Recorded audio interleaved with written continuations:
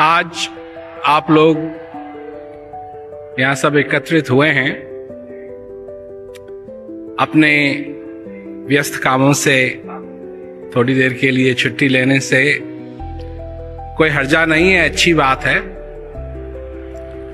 और इस जिंदगी के अंदर कुछ समय उन चीजों पे लगाया जाए, उन बातों पे लगाया जाए जिससे कि इस जीवन के अंदर सुकून आए, शांति आए और इस जीवन का आनंद मनुष्य ले सके। इसी वजह से मैं यहां आया हूं।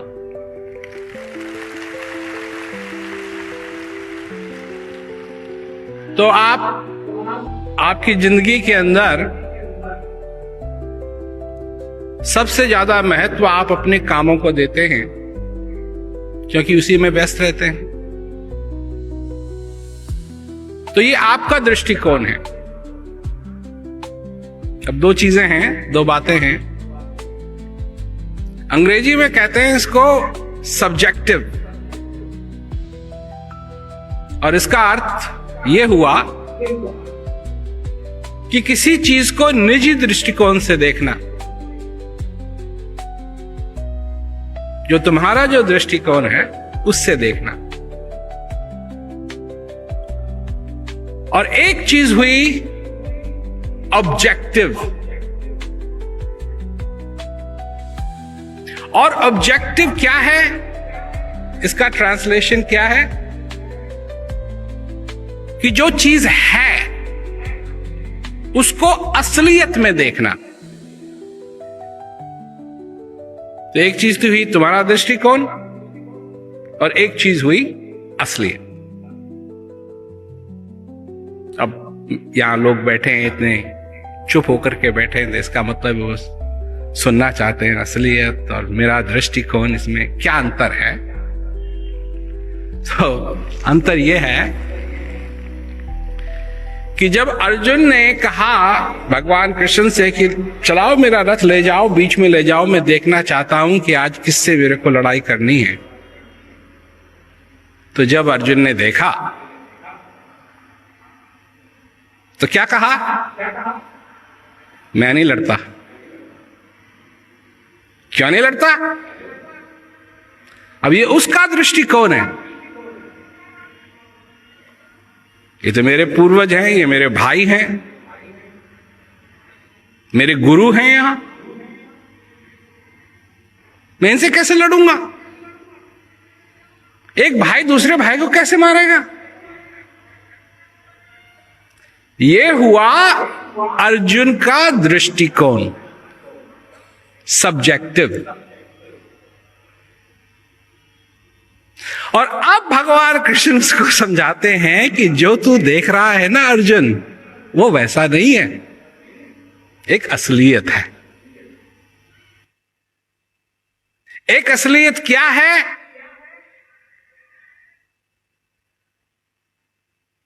कि ठीक है, तेरे दृष्टिकोण से ये तेरे भाई हैं, ये तेरे ये हैं, तेरे वो हैं, पर जिस छतरी को खोले ये सब यहां खड़े हैं तेरे से लड़ने के लिए, वो अधर्म की छतरी है। ऑब्जेक्टिव, असलियत। ये यहां खड़े हैं, ये असलियत नहीं है। असलियत ये है कि यहां ये सब अधर्म, धर्म नहीं, अधर्म की छतरी खोले हुए यहां पर खड़े। और क्योंकि ये अधर्म की छतरी को खोले हुए खड़े हैं, इनको मारना न मारना बराबर है। ये सब पहले से ही मरे हुए हैं।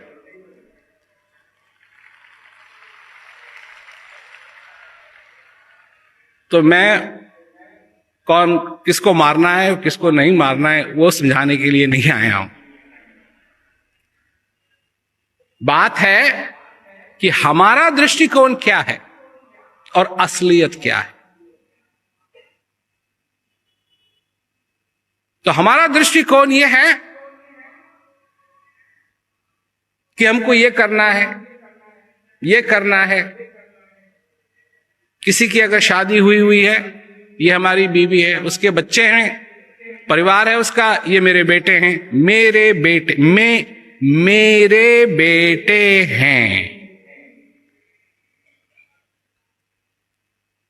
कन्या बाप अपनी बेटी का शादी पे कन्या दान करता है।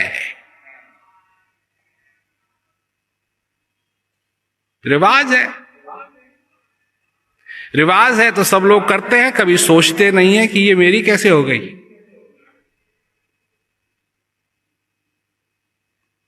ये मेरी कैसे हो गई। जब किसी का कोई बच्चा मरता है दुख होता है कि नहीं? मां बाप को दुख होगा कि नहीं? तो मर कैसे गई? तुम्हारी आज्ञा नहीं थी, बिना आज्ञा के तुम्हारे कैसे मर सकती है? ये मेरा है, ये तुम्हारा दृष्टिकोण है।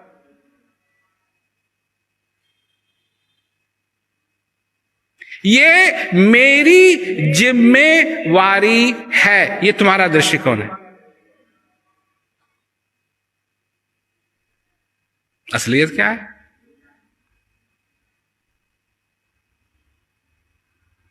असलियत है कि तुम जीवित हो, तुमको मनुष्य शरीर मिला है, और क्योंकि तुम जीवित हो, क्योंकि तुमको मनुष्य शरीर मिला है, एक संभावना है। क्या संभावना है? कि तुम अपने जीवन में परम सुख, जो दुनिया का सुख नहीं है, परम सुख, उसकी अनुभूति करके अपने जीवन को सफल कर सकते हो।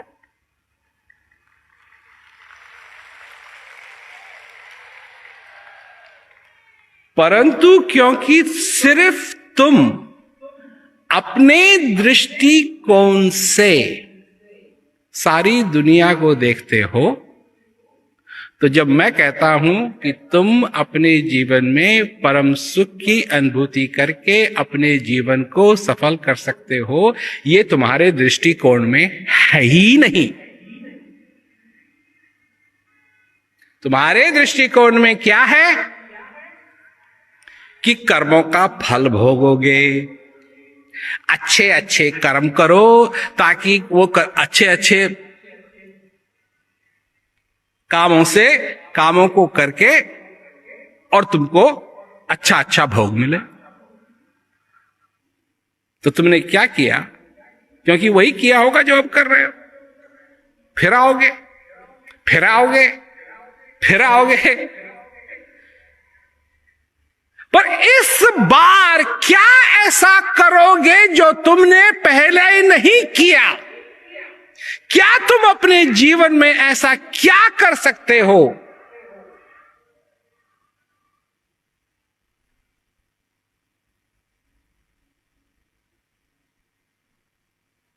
जिससे इस मनुष्य जन्म का आना निष्फल न हो?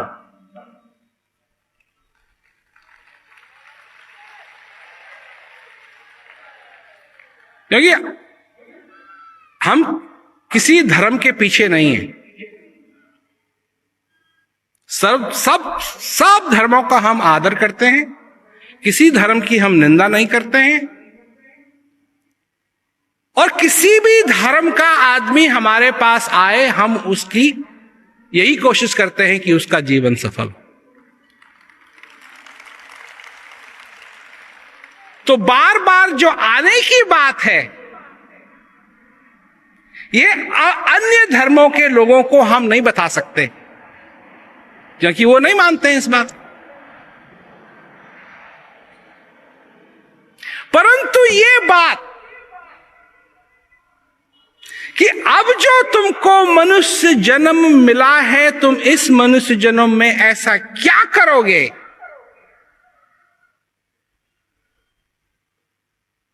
जो विभिन्न हो, अलग से हो।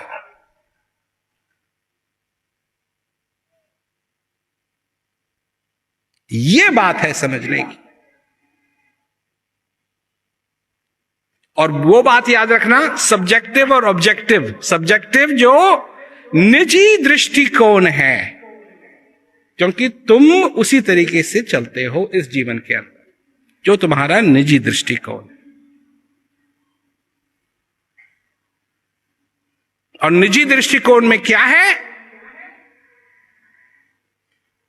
कि जो तुम्हारी आंखों के सामने है यही सत्य है, और जो तुम्हारे आंखों के आगे नहीं है वो असत्य है।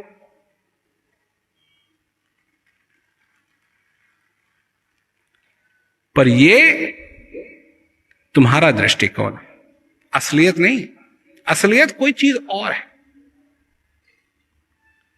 असलियत यह है कि एक समय ये पृथ्वी नहीं थी,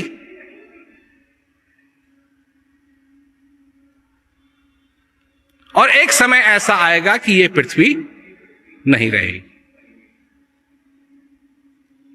ये मैं नहीं कह रहा हूं, एक बहुत मशहूर वैज्ञानिक आइंस्टाइन थे, उन्होंने ये कहा।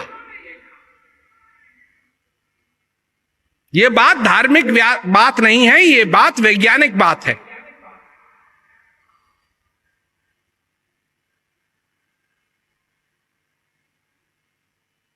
कि एक दिन चंद्रमा भी नहीं रहेगा, सूरज भी नहीं रहेगा, समुद्र भी नहीं रहेगा, पृथ्वी भी नहीं रहेगी, सृष्टि भी नहीं रहेगी। एक समय था कि ये सब कुछ नहीं था, और एक समय है कि ये सब कुछ है, और एक समय होगा कि ये कुछ भी नहीं होगा। तीन चीजें, नहीं था, है और नहीं रहेगा। और जब तक ये है तब तक तुम भी हो, और एक दिन होगा कि तुम भी नहीं रहोगे। ये बात किसी को पसंद नहीं है, ये बात किसी को पसंद नहीं है। अभी मैंने गंगटोक में एक कहानी सुनाई कि युधिष्ठिर, भीम, अर्जुन, नकुल, सहदेव सबको प्यास लगी, बहुत प्यास लगी, गर्मी थी। तो कहा भाई किसी को जाना चाहिए, ये मालूम करो कि कोई तालाब, कोई झील सामने हो, नदी हो, तो प्यास बुझानी है। तो सहदेव गया, नहीं लौटा। ऐसे करते करते सारे ही भाई चले गए और कोई नहीं लौटा। और युधिष्ठिर वहां, उनकी हालत खराब हो रही है, प्यास लगी हुई है। तो वो निकले खोजने के लिए। खोजने के लिए गए तो वहां एक तालाब, और तालाब के पास सारे उनके भाई मरे पड़े हुए। तो वो भी पानी पीने के लिए गए। आवाज आई, पानी मत पियो, पहले मेरे प्रश्नों का उत्तर दो, और मेरे प्रश्नों का उत्तर दो, तब जाकर के जब मैं संतुष्ट हूंगा तो तुमको पानी पीने दूंगा। ये जो तुम्हारे भाई वहां मरे पड़े हैं वो इसीलिए मरे पड़े हैं क्योंकि उन्होंने मेरी बात नहीं मानी, उन्होंने पानी पीना शुरू कर दिया।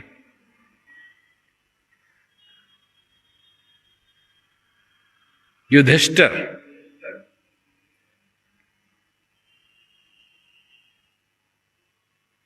ठीक है, पूछो। तो बहुत सारे प्रश्न पूछे गए, मैं सब में नहीं जाऊंगा,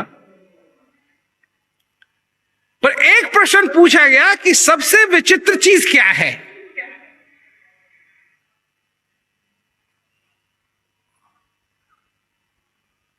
तो उसका उत्तर युधिष्ठिर ने दिया, क्या? मनुष्य सबसे विचित्र है। क्यों?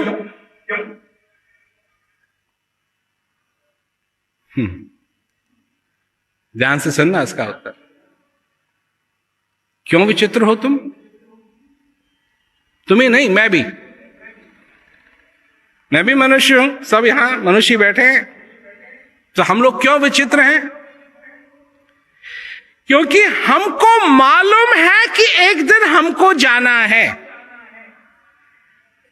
सबको मालूम है, छोटा बड़ा सबको मालूम है कि एक दिन हमको जाना है। बहुत विद्वान लोग बैठे हुए हैं, बहुत पढ़े लोग बैठे हुए हैं यहां, और क्या कहते हैं, कुछ ऐसे भी लोग बैठे हुए हैं यहां जिन्होंने ज्यादा पढ़ाई नहीं की हुई है, अपने आप को ज्यादा विद्वान भी नहीं मानते होंगे, पर वो विद्वान को छोड़ो, पढ़ाई लिखाई को छोड़ो। यहां तो बात हो रही है कि मनुष्य विचित्र क्यों है, और इसलिए है कि सबको ये मालूम है, चाहे पढ़ा लिखा हो, चाहे वो अनपढ़ हो, चाहे वो महलों में रहने वाला हो, चाहे वो झोपड़ी में रहने वाला हो, या उसके पास घर भी ना हो, उसको भी ये मालूम है कि एक दिन जाना है। और विचित्र इसलिए है कि ये जानते हुए कि एक दिन उसको जाना है, वो जीता ऐसे है कि वो अमर है।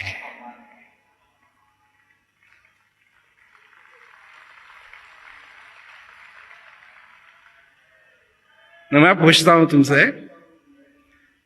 क्या ये बात सही है?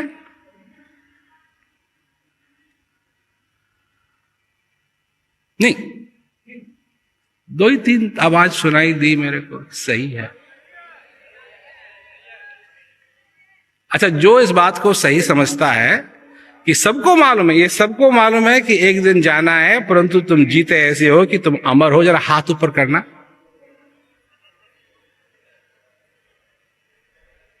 अचंबा उनका नहीं है जिन्होंने हाथ ऊपर कर लिया, क्योंकि हाथ तो मैंने भी ऊपर किया था, देखा नहीं? हाथ तो मैंने भी ऊपर किया था, परंतु कई लोग हैं जिन्होंने अपना हाथ ऊपर नहीं किया, वो ऐसे जी रहे हैं जैसे कभी मरना ही नहीं।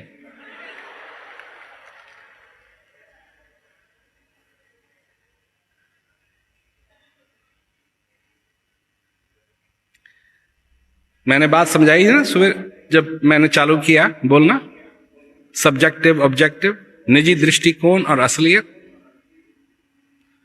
आपका निजी दृष्टिकोण जो है वो ये कहता है कि आप कभी नहीं मरेंगे, क्योंकि आपको मौत नहीं दिखाई दे रही है अपनी।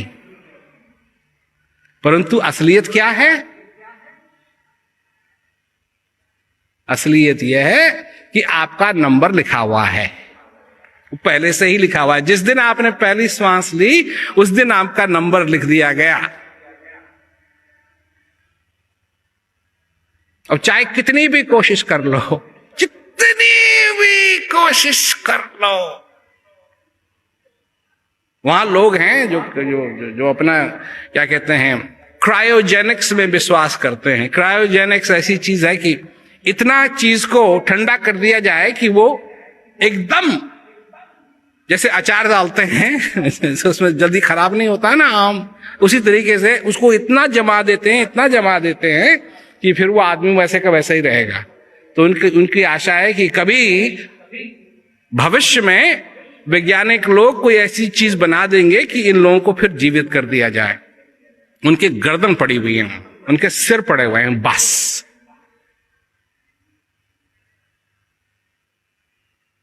कुछ भी कोशिश कर लो, जब सृष्टि ने नहीं रहना है तो यूपी में हैं हम, और जब हमारा जन्म हुआ तो ये यूपी ही था। तो हम यही समझते हैं कि हमारा जन्म हुआ है यूपी में।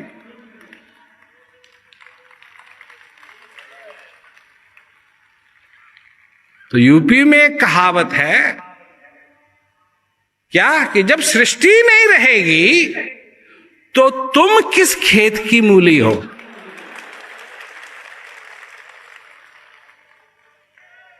पता नहीं मूली का क्या लेना देना है इससे, मेरे को भी नहीं मालूम कि आदमी जिए ना जिए ये मूली थोड़ी डिसाइड करती है, परंतु तुम किस खेत की मूली हो जो तुम अपने को समझते हो, परंतु तुम्हारा जो अपना निजी दृष्टिकोण है इसी से सारी चीजों को तुम नापते तोलते हो।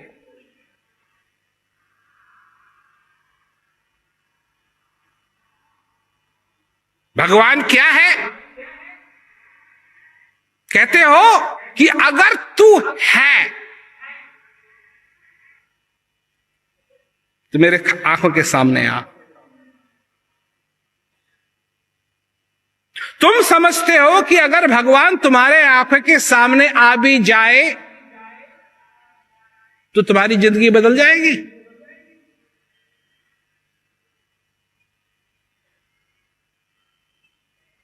कितने ही लोग मेरे पास आते हैं, कहते हैं कि जी हम भगवान कृष्ण का विशाल रूप जो उन्होंने अर्जुन को दिखाया वो देखना चाहते हैं। वो समझते हैं कि वो विशाल रूप देखने से उनकी सारी जिंदगी बदल जाएगी। अच्छा, ये भी प्रश्न पूछ लेता हूं। जब इतने पूछ लिए तो ये भी पूछना चाहिए, कितने लोग हैं यहां जो ये विश्वास करते हैं कि अगर वो भगवान कृष्ण का विशाल रूप जो उन्होंने दिखाया वो देख लें तो उनकी सारी जिंदगी बदल जाएगी? हाथ ऊपर करो। कमाल है यार, क्या धारणा है तुम्हारी?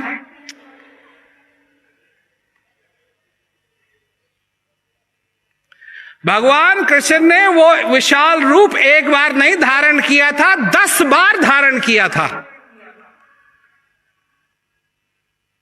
और जब सारी लड़ाई खत्म हो गई, अर्जुन अपने महल में रहने लगा, तो एक दिन भगवान कृष्ण अर्जुन से महल में मिलने के लिए गए। पूछा, अर्जुन क्या हाल चाल है भाई? कहा महाराज मौज है।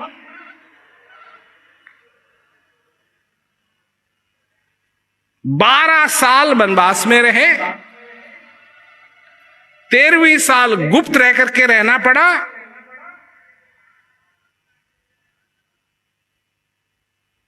अब तो महल हो गए, पता नहीं कहां सोए, जंगल में इधर सो रहे हैं उधर सो रहे हैं, ये हो रहा है वो हो रहा है, कोई चींटी काट रही है, कुछ हो, महल हो गया, से ठाठ हो गए, आनंद में हो। अच्छी बात है। अर्जुन कहता है महाराज एक बात मैं आपसे पूछना चाहता था। भगवान कृष्ण कहते हैं बोलो बोलो क्या बात? कहा कि जी वो जो कुछ आपने कुरुक्षेत्र में समझाया था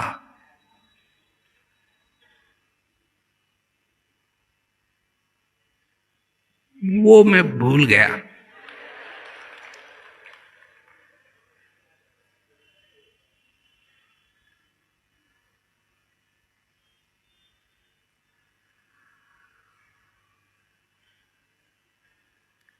वो मैं भूल गया। ये कैसे संभव है भाई?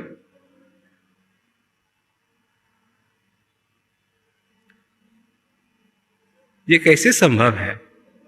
क्योंकि जब उसने वो विराट रूप को देखा तो अर्जुन भी कहता है कि अच्छा बस बंद करो महाराज, ये तो बहुत हो गया। तो वो भूल गया। कहा जी वो लड़ाई वड़ाई हो रही थी, उसके बाद फिर लड़ना पड़ा, ये करना पड़ा, वो करना पड़ा, और मैं भूल गया, और आपसे प्रार्थना है कि आप दोबारा समझा दो। भगवान कहते हैं मेरे को याद नहीं है मैंने क्या कहा था, मैं क्या समझाऊंगा तेरे को।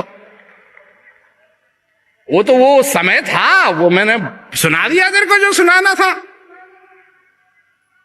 फिर बाद में जो समझाया उसको अनुगीता कहते हैं। तो समझने की बात है कि एक तो हम अपने दृष्टिकोण में फंसे हुए हैं जिससे असलियत को देख नहीं सकते, और दूसरी चीज है कि अगर असलियत को कभी मिस्टेक से भी देख लिया, गलती से भी देख लिया, तो पीछे क्या लगा हुआ है? भूलने की आदत। उसको भी भूल जाएंगे। तो एक तरफ भूलने की आदत, एक तरफ असलियत देख नहीं रहे हैं, और अगर असलियत को गलती से भी देख लिया तो भुला देंगे। वाह वाह वाह वाह, बड़ी अच्छी जिंदगी पाई है। जो चीज असली नहीं है वो तो सब याद है, और जो चीज असली है वो कुछ याद नहीं। इस श्वास की क्या कीमत है, यह जब मैं लोगों के सामने बात रखता हूं तो लोग मेरी तरफ देखते हैं कि आपका दिमाग तो ठीक है। अरे और ऐसी ऐसी कहानियां सुनाओ, भगवान कृष्ण की बात सुनाओ, ईसा मसीह की बात सुनाओ, बुद्ध भगवान की बात सुनाओ। ये श्वास की बात क्या सुना रहे? श्वास के बारे में क्या चर्चा कर रहे हैं? क्योंकि नहीं मालूम ना श्वास क्या होता है। जिस दिन ये श्वास निकल जाएगा तो तुम्हारी क्या कदर रह जाएगी? क्या कदर रह जाएगी? नाक में तुम्हारे रुई ठोकी जाएगी। जानते हो क्यों? क्योंकि तो तुम्हारे दिमाग में से, जो ब्रेन में से जो लिक्विड्स हैं वो नीचे निकलने लगेंगे, और कोई संकोच नहीं करेगा तुमको आग लगाने में। और जब आग लगेगी तो तुम आउच आउच आउच नहीं करोगे, डॉक्टर के पास नहीं भागोगे। अभी तो थोड़ी सी होती है, बर्नॉल लगाते हो ना, रसोई में बर्नॉल रखा है, कहीं जल गए तो बर्नॉल लगा दिया, जल गए तो फूक मार, पता नहीं क्यों मारते हैं लोग फूक मारने से कुछ नहीं होता है, फूक मारते हैं। और उस दिन आग लगेगी, फूक भी नहीं मारोगे, और फूक मारने लगे तो लोग वही का वहीं ऐसे मारेंगे ऐसे मारेंगे। एक आदमी था तो वो मरा नहीं था, तो उसके शरीर को ले गए, चर्च में ले गए, वहां उसका शरीर रखा हुआ था, और सब लोग वहां, उसके मित्र, उसके पड़ोसी सब एकत्रित हुए थे। और वो थोड़ी देर के बाद उठ गया और बैठ गया। और जो लोगों ने देखा कि वो उठ गया तो उनको इतना बुरा लगा कि भूत आ गया है, उसको पत्थर से वहीं मार दिया। उसके बाद फिर वो नहीं उठा। तो ये बताओ कि तुम्हारे जीवन के अंदर सुबह से लेके शाम तक इस श्वास का क्या मूल्य है? क्योंकि तुम अगर अपने श्वास के मूल्य को नहीं जानते हो तो अपने जीवन के मूल्य को क्या जानोगे?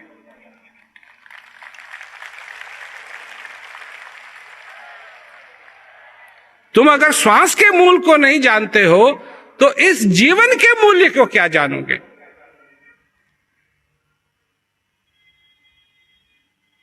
जब कोई तुमको कहता है कि तुम इस माया मोह के जाल में फंसे हुए हो, तो तुमको तो नहीं लगता है कि तुम किसी माया मोह के जाल में फंसे हुए हो,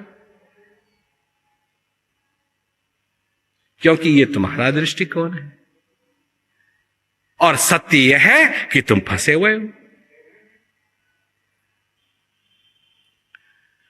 तुमको तो प्यार भी नहीं करना आता है, मोहब्बत जिसे कहते हैं वो तुमको नहीं आती, क्योंकि जब तुम किसी से मोहब्बत करने के लिए आगे चलते हो तो उससे मोहब्बत नहीं करते हो। मोहब्बत किससे करते हो? जो वो कहता है, जो वो करता है, उससे तुम मोहब्बत करते हो, उससे नहीं जिससे मोहब्बत करनी चाहिए।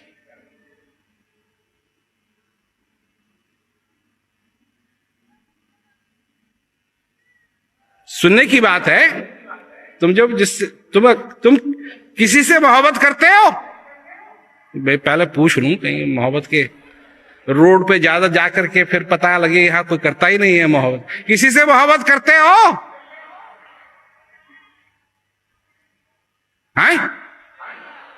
हाथ ऊपर करो ना, दिखाई तो दे। किसी से मोहब्बत करते हो? कुछ है जो नहीं करते हैं, किसी से भी मोहब्बत नहीं करते। अच्छा अच्छा, अरे अगर किसी से नहीं करते हो तो अपने आप से तो करते होगे। तो कितने हैं जो मोहब्बत करते हैं? किसी और से नहीं तो कम से कम अपने आप से तो करते ही हैं। अच्छा छोड़ो, तुम नहीं करते हो किसी से मोहब्बत और अपने आप से भी नहीं करते हो, भगवान से करते हो, तो किसी न किसी से तो मोहब्बत करते हो, किसी न किसी से तो प्यार करते हो। तो समझने की बात है कि भगवान से जब तुम मोहब्बत करते हो तो भगवान से मोहब्बत करते हो या भगवान जो तुम्हारे लिए करता है उससे मोहब्बत करते हो?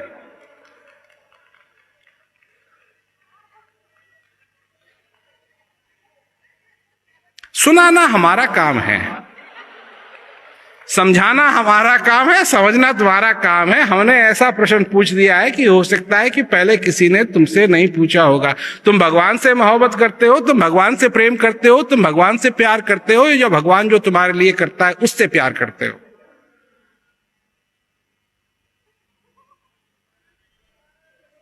हाँ, इन्होंने ठीक कहा। ब्लू शर्ट पहनी हुई उन्होंने ठीक कहा कि भगवान जो हमारे लिए करता है उससे प्रेम करते हैं, भगवान से क्या प्रेम करना है। और जिस दिन वो गड़बड़ करने लगता है हमारे साथ तो उसको भी सुना देते हैं। क्या सुना देते हैं? तो कैसा भगवान है। ये तो हुई भगवान की बात। अब अगर किसी से प्रेम करते हो, अपनी बीवी से प्रेम करते हो, लोग कहते हैं जी हम अपनी बीवी से प्रेम करते हैं, तो बीवी से प्रेम करते हो जो बीवी जो तुम्हारे लिए करती है उससे प्रेम करते हैं। अगर वो एक दिन तुम वापस आओ और वो कहे कि मैं हड़ताल पे हूं,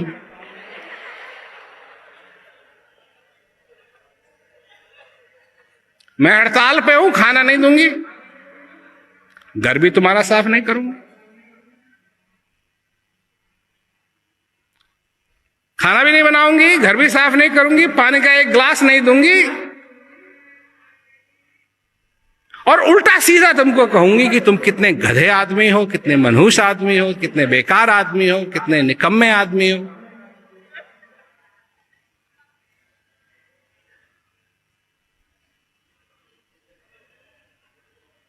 तलाक का नाम सुना है? तलाक का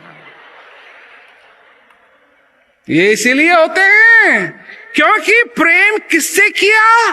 प्रेम किया उससे नहीं जिससे प्रेम करना है, वो क्या करता है उससे प्रेम है तुमको। और यही बात है, दोस्त से दोस्ती नहीं है, दोस्त तुम्हारे लिए क्या करता है उससे तुम्हारी दोस्ती है। क्योंकि जिस दिन वो करना बंद कर देगा तुम्हारी दोस्ती गई।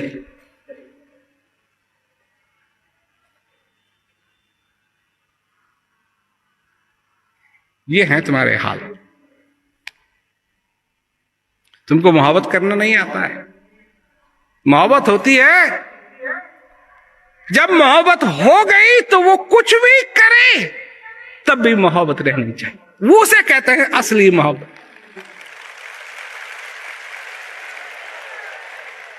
और अगर भगवान से वो मोहब्बत हो गई कि मेरी तेरे से मोहब्बत है, जो कुछ कर तू कर, मेरे को उससे मतलब नहीं है, सिर्फ तेरे से मतलब है।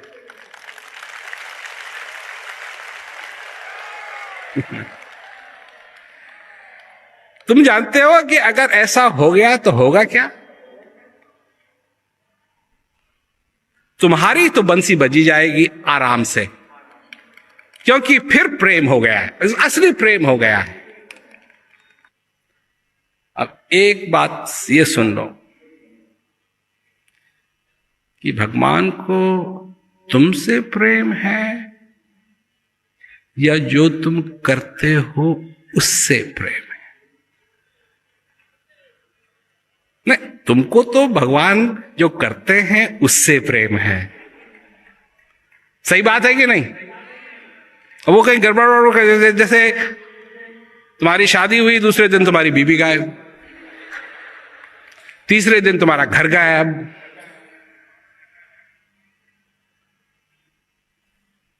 चौथे दिन वहां अपने दफ्तर में जाते हो तो बॉस बोलता है फायर्ड, चलो यहां से तुमने छुट्टी हुई।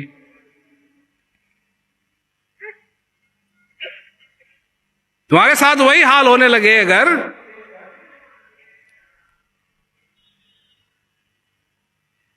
तो तुम तो भगवान को छोड़ दो, क्या बन जाओगे? आस्तिक से बन जाओगे नास्तिक। कैसा भगवान है, हमारी सुनता ही नहीं है।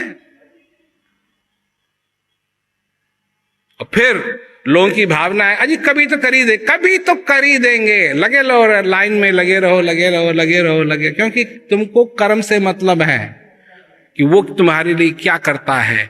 क्योंकि जितना स्वार्थी तुम हो, अगर उतना ही स्वार्थी भगवान हो गया तो तुम्हारी तो छुट्टी हो जाएगी।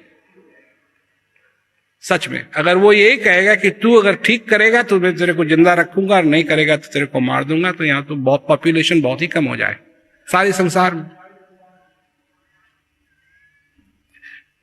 परंतु वो तुमसे प्रेम करता है, तुम जो करते हो उससे प्रेम नहीं करता है, तुमसे प्रेम करता है।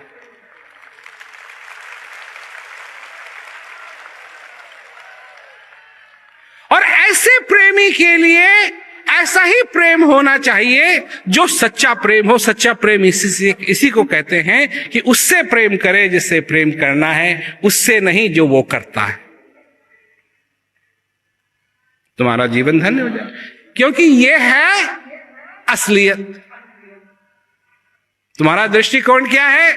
भगवान मेरी प्रमोशन करवा दे, उसे यही मांगते हैं लोग। अच्छा मेरे को बच्चा दे दे, मेरे को लड़की हो रही है लड़का दे दे, लड़के हो रहे हैं एक लड़की दे दे। क्या है ये? तुम हो, और जब तक हो, जब तक जीवित हो, तुम्हारे दृष्टिकोण की संभावना नहीं, असली संभावना यह है कि तुम अपने जीवन में असली प्रेम करना सीखो। असली प्रेम जो तुम मोह माया के लगाव में लगे हुए हो, यही युधिष्ठिर को भी सीखना पड़ा। जब सब कुछ खत्म हो गया तो सारे भाई चले स्वर्ग की ओर। चलते चलते चलते चलते नकुल भी लुढ़क गया, सहदेव भी लुढ़क गया, द्रौपदी भी, सब एक बचा युधिष्ठिर और उसके साथ एक कुत्ता। पता नहीं कहां से उसके साथ एक कुत्ता लग गया, तो युधिष्ठिर और एक कुत्ता दोनों दरवाजे पे पहुंचे। युधिष्ठिर को कहा तुम आ गए हो यहां तक, आओ अंदर आओ, तुम्हारा स्वागत है युधिष्ठिर। देवी देवताओं ने कहा तुम्हारा स्वागत है युधिष्ठिर, पर ये जो तुम्हारे साथ कुत्ता है इसको नहीं ला सकते। युधिष्ठिर ने कहा ये कुत्ता नहीं आ रहा तो मैं भी नहीं आ रहा हूं, ये मेरे साथ पता नहीं कितने दिन से मेरे साथ लगा हुआ है, इसकी वफादारी मेरे साथ रही है, ये जो कुछ भी देखता है मेरे को ही देखता है।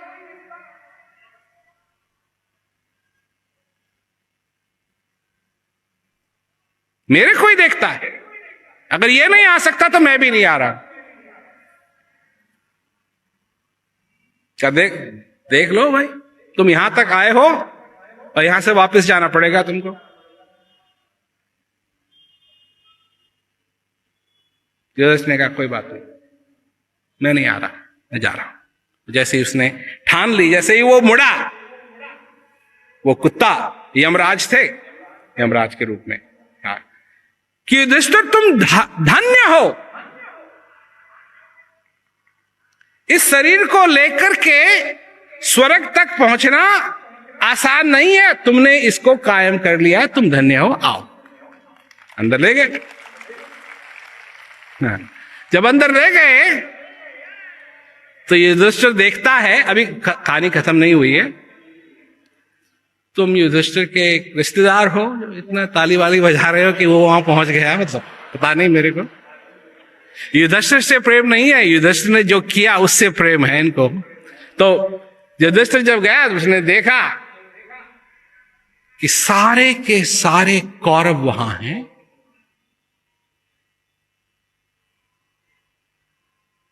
और पांडवों का कोई है ही नहीं। ना अर्जुन, ना भीम, ना नकुल, ना सहदेव।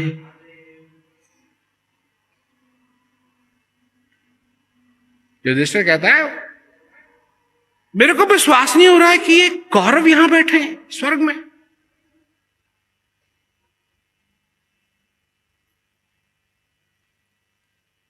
ये तो कैसे संभव है? ऐसे अधर्मियों को स्वर्ग में जगह कैसे मिल सकती है?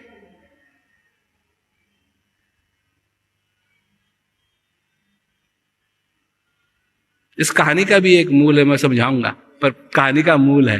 तो युधिष्ठिर गर्म हो रहा है कि ये कैसे कर दिया कि इन कौरवों को अंदर आने दिया, और पूछता है कि पांडव मेरे भाई द्रौपदी वो कहां है? कहा वो नरक में।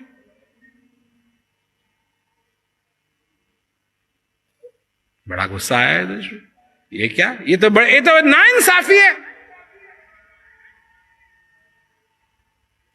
पांडव जो धर्म के लिए लड़े वो नरक में हैं, और ये कौरव जो अधर्मी है ये स्वर्ग में है। ये कैसा है? तब देवी देवताओं ने क्या कहा युधिष्ठिर के कि युधिष्ठिर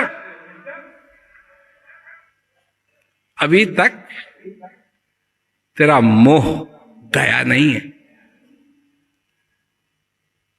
अभी भी तू अटका हुआ है। तू इनका बुरा कर्म देखता है, अभी भी तूने छोड़ा नहीं, अभी भी तू उनका बुरा कर्म देख रहा है। अरे ये तो यहां तब तक, क्योंकि ये उस भूमि में मरे जिसमें वरदान था कि जो भी इस भूमि में मरेगा वो सीधा स्वर्ग जाएगा, इसलिए यहां बैठे हुए हैं। और जब इनका स्वर्ग का काम खत्म हो जाएगा, जो कुछ भी इन्होंने अच्छा किया थोड़ा बहुत अपनी जिंदगी में, फिर इनको नरक ही जाना है। परंतु तेरी ईर्ष्या अभी खत्म नहीं हुई,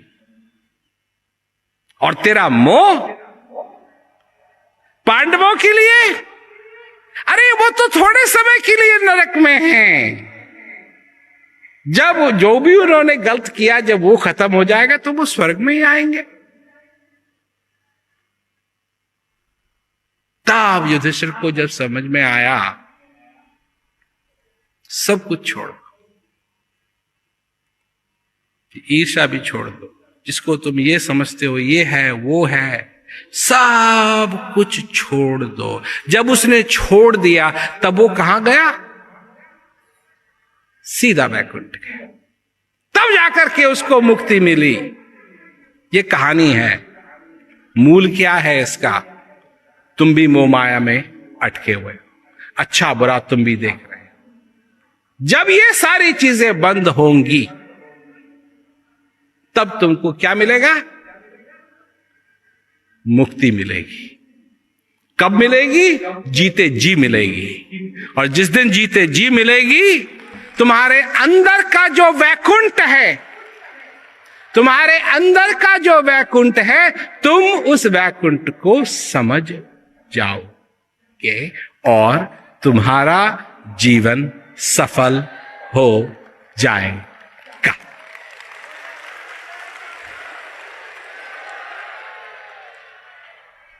लोग पूछते हैं सबसे बड़ा धर्म क्या है? सबसे बड़ा धर्म क्या है? जो तुम अपने साथ करते हो ये सबसे बड़ा अधर्म है कि तुमको मनुष्य शरीर मिला और तुम उसको गंवा रहे हो, ये सबसे बड़ा अधर्म है। अगर मनुष्य अपने आप को समझने लगे तो इस सारे संसार के अंदर दया का जो धर्म है वो स्थापित होने लगेगा।